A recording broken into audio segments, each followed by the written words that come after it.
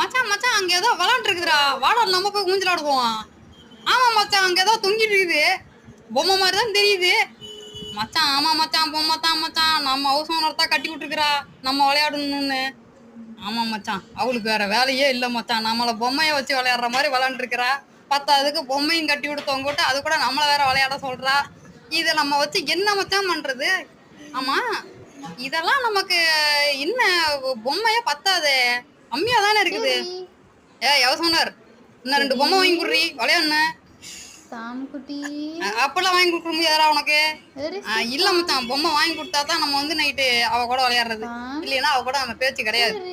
எங்க அம்மா கிட்ட சொல்லி பொம்மை வாங்கி தர சொல்லணும். எங்க போனா எங்க அம்மா ஆளைய காணா, இந்த பொம்மை வேற தனியா தூங்கிட்டு இருக்குது, அது வேற உள்ள போயிருச்சு. அட வாங்க புடிங்க, பொம்மை என்ன வருது மச்சான், புடிச்சிட்டா மச்சான் பொம்மைய.